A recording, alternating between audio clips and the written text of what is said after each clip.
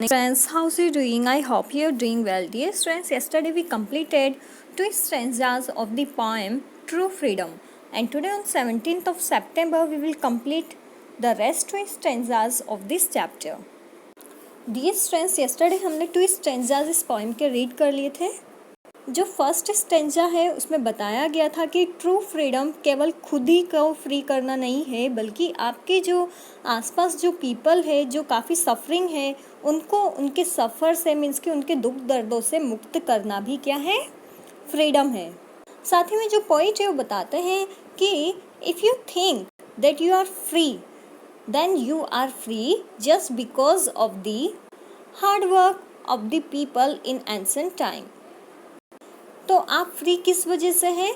जो पहले जो मैन हुए हैं आपकी कंट्री में उनके हार्डवर्क की वजह से, उनने जो टॉयल किया है कंट्री को फ्री करवाने का, उसी की वजह से आप आज फ्री हैं. ओके, तो आपका उन पे क्या है, उनके लिए आपका कर्ज बकाया है.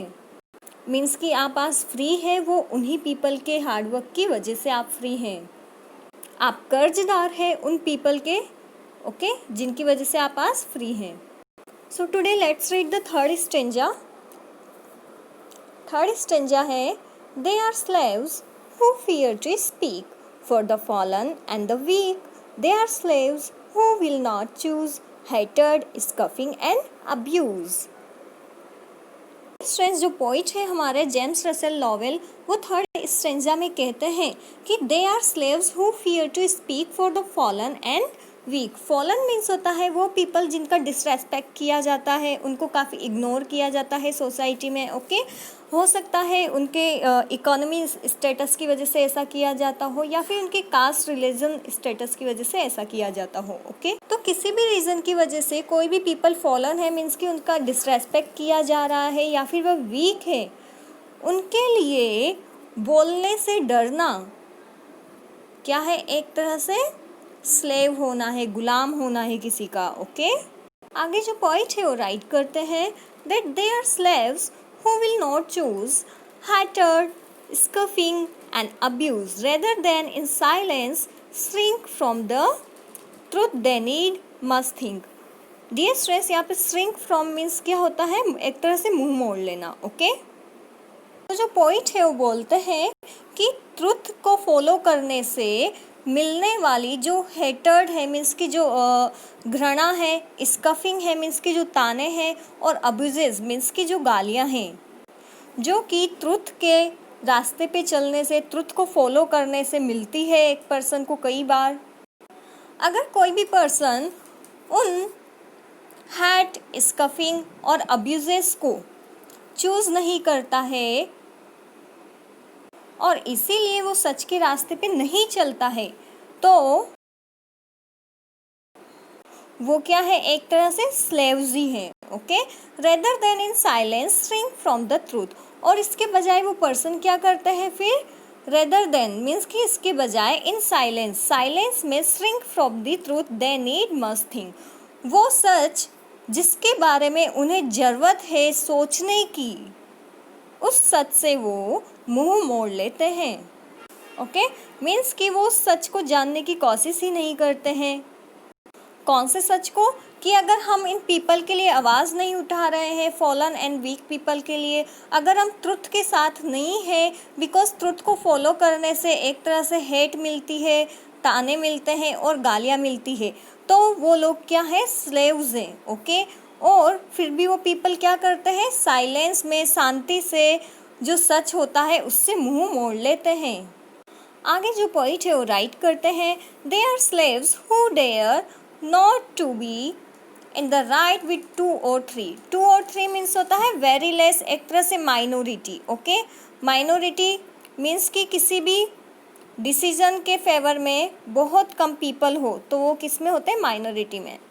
तो जो आगे पॉइंट है वो बोलते हैं कि वे पीपल जो सच के साथ खड़े नहीं होते हैं, बिकॉज सच के साथ रेयरली 2 or 3 पीपल होते हैं, और वो इस बात से डर जाते हैं कि हम ट्रुथ के साथ खड़े होने से माइनॉरिटी में हैं, और वो इसी वजह से ट्रुथ या फिर कोई भी सही बात हो उसके साथ खड़े नहीं होते हैं, तो वो एक तरह से क्या है, स्लेव्स है। मीन्स कि वो पीपल जो इस बात से डरते हैं कि जो राइट थिंग है उसके साथ तो बहुत कम पीपल खड़े हुए हैं, बहुत माइनॉरिटी में हैं, और बस इसी वजह से वो सही बात का फेवर नहीं करते हैं, तो वो क्या है, एक तरह से स्लेव्स हैं। ओके, मीन्स कि जो पॉइंट है वो कहना चाहते हैं कि चाहे ट्रुथ के साथ किसी भी सही थिंग के साथ बहुत कम पीपल खड़े हुए हों, ओके, बहुत कम पीपल किसी भी राइट थिंग का फेवर कर रहे हो, तो आपको ये नहीं सोचना चाहिए कि हम माइनॉरिटी में हैं, आपको भी उस राइट थिंग का फेवर करना चाहिए। और कभी भी जो ट्रुथ है कि आप किसी की हेल्प नहीं कर रहे हैं, उनके लिए बोल नहीं रहे हैं, तो आप स्लेव्स हैं। ओके, तो इस सच से आपको मुंह नहीं मोड़ना चाहिए। String from the truth means कि इस सच से आपको मुंह नहीं मोड़ना चाहिए। Dear students, let's revise the poem once. जो पॉइंट है वो थर्ड स्टेंजा में कहते हैं कि वे पीपल जो वीक और डिसरेस्पेक्टेड पीपल के साथ खड़े नहीं होते, उनके लिए कुछ बोलते नहीं हैं, वो क्या है, एक तरह से स्लेव्स ही है। और साथ ही में वो पीपल जो ट्रुथ के साथ नहीं रहते हैं, ट्रुथ को फॉलो करने वाले रास्ते पे नहीं चलते हैं, बिकॉज ट्रुथ को फॉलो करने से उन्हें हेट मिलती है, ताने मिलते हैं और गालियाँ मिलती है। ओके, और इसी डर से वो ट्रुथ को फॉलो नहीं कर रहे हैं, तो वो पीपल भी क्या है, स्लेव्स हैं। ओके, और वो क्या करते हैं, जब ये सच सामने आता है कि वो एक तरह से स्लेव्स ही है, तो वो क्या करते हैं, साइलेंस में इस सच से मुंह मोड़ लेते हैं। Must think they are slaves who dare not be in the right with 2 or 3। और ऐसे पीपल जो ऐसा सोचते हैं कि कोई भी जो राइट थिंग है उसके सपोर्ट में बहुत ही कम पीपल है, माइनॉरिटी में पीपल है, और इसी वजह से वो उस माइनॉरिटी में नहीं जाते हैं, वो भी राइट का फेवर नहीं करते हैं, वो भी रॉन्ग थिंग का फेवर करने लग जाते हैं, तो वो पीपल भी एक तरह से क्या है, स्लेव्स हैं।